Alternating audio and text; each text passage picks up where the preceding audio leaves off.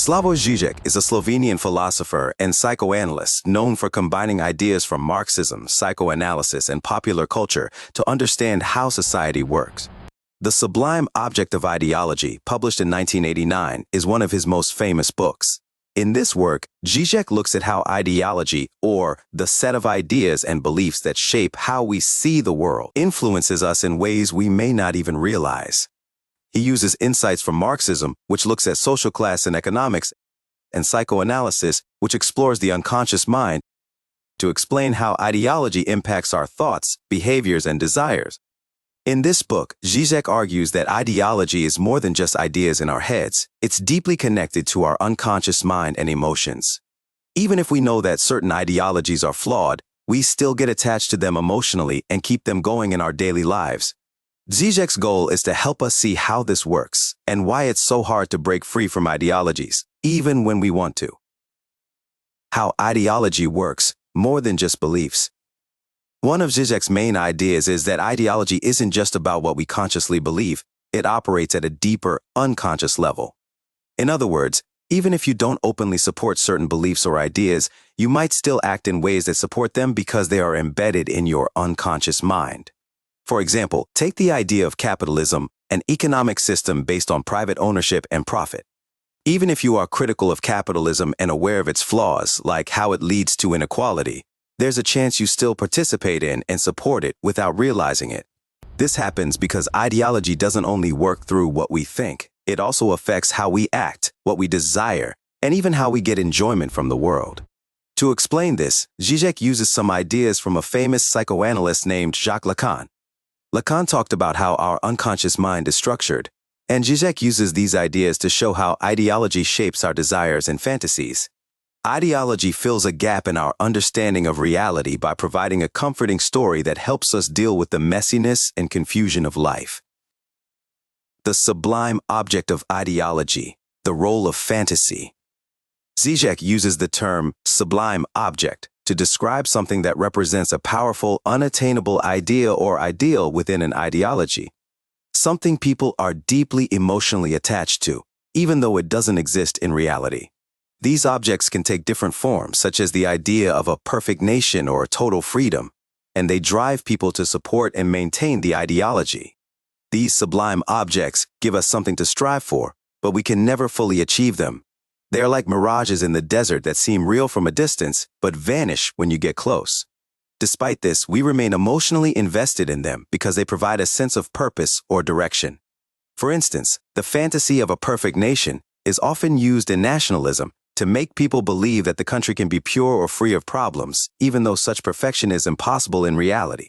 These objects of desire keep ideologies running because they give people something to believe in and fight for, even if the goals are unattainable. This is one of the reasons why ideology is so powerful. It offers us fantasies that fill gaps in our understanding of the world and make difficult realities easier to cope with. Why ideology persists, knowing and ignoring the truth. Zizek also explores why people stick to ideologies even when they know they're flawed. He says this happens because of what he calls fetishistic disavowal, a psychological trick we use on ourselves. This means we acknowledge a truth, but we act as if we don't fully believe it. It's like saying, I know this system is unfair, but I'll still play by its rules. For example, you might know that capitalism leads to economic inequality, but you still go along with it because the alternatives seem impossible or too difficult to imagine.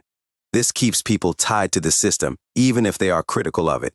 Zizek argues that people derive a certain comfort from this double thinking, knowing that the system is flawed but still feeling compelled to participate in it.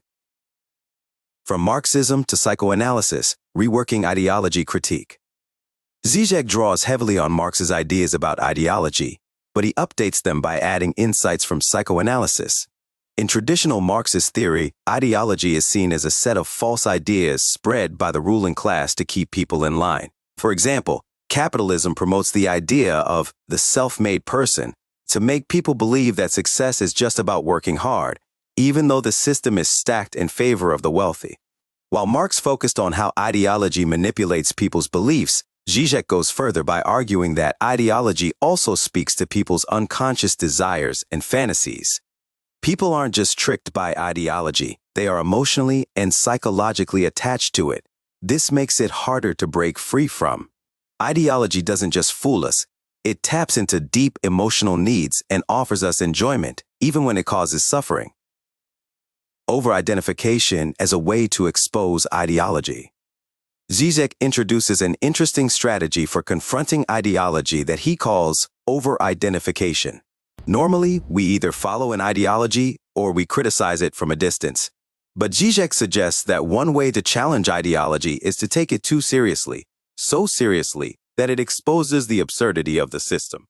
For example, imagine someone takes every slogan of a political regime or a corporation literally, to the point where it becomes ridiculous. This strategy of exaggerating the ideology shows just how empty and contradictory it is. Zizek argues that this can be more effective than simply criticizing it from the outside. Over-identification forces the system to reveal its weaknesses. In contrast, cynicism, which is common today, often doesn't work to challenge ideology. People can be cynical and still go along with the system. For instance, many people are cynical about politics or capitalism. They know it's flawed, but feel they have no choice but to participate. This keeps the system intact because cynicism doesn't lead to meaningful change. The subject and the gaze, how we see ourselves in society. Another key idea in Zizek's analysis of ideology is the role of the gaze. This is the feeling that we are always being watched or judged, whether by society, the law, or some kind of symbolic authority like God. This idea of being observed shapes how we behave in society. Zizek explains that people often act as if someone is always watching, even when no one is. This internalized sense of surveillance keeps us in line with society's expectations. It's part of how ideology works. It's not just about rules or laws, but about how we feel we are being observed and judged by others or by society as a whole. This shapes how we act, even when no one is explicitly telling us what to do. The role of enjoyment in ideology. One of Zizek's most important contributions is his idea that ideology isn't just about beliefs or ideas. It's also about enjoyment. He uses a psychoanalytic term called jouissance to describe a kind of intense pleasure that is mixed with pain or discomfort. Zizek argues that ideology taps into this type of enjoyment, which keeps people emotionally invested in it. In capitalist society, for example, the pursuit of pleasure often comes in the form of buying products or gaining wealth. The problem is, no matter how much you buy or how successful you become, it's never truly satisfying. But this cycle of chasing after pleasure, or jouissance, keeps the system going because it promises that the next thing, whether it's a product, an experience, or a status, will bring true happiness, even though it never really does. This endless pursuit of satisfaction keeps people tied to ideologies because they believe that if they keep following the system, they will eventually find what they're looking for. But since jouissance is never fully attainable, people keep coming back for more, and the ideology stays in place. Conclusion: why Zizek's critique matters. In the Sublime Object of Ideology, Zizek offers a new way of thinking about how ideology works and why it's so powerful. He shows that ideology isn't just a matter of what we consciously believe, it's also tied to our unconscious desires, fantasies, and emotional attachments. This makes it harder to challenge or escape from. Zizek argues that simply pointing out the flaws or contradictions in an ideology isn't enough to break free from it. We also need to understand how deeply ideology is connected to our unconscious mind and how it gives us a sense of enjoyment. Only by confronting these emotional and psychological investments can we begin to challenge the systems of power that shape our lives. In summary, Zizek's work encourages us to look beyond the surface of ideology and explore the deeper reasons why people continue to support systems that they know are flawed. By understanding the unconscious forces that drive ideology, we can start to think about new ways of critiquing and resisting it. Although it's not possible to capture all the nuances of Zizek's text in this short summary, hopefully you found it interesting and compelling enough to study further. Thanks for listening, and don't forget to like and subscribe. Glun Lunran.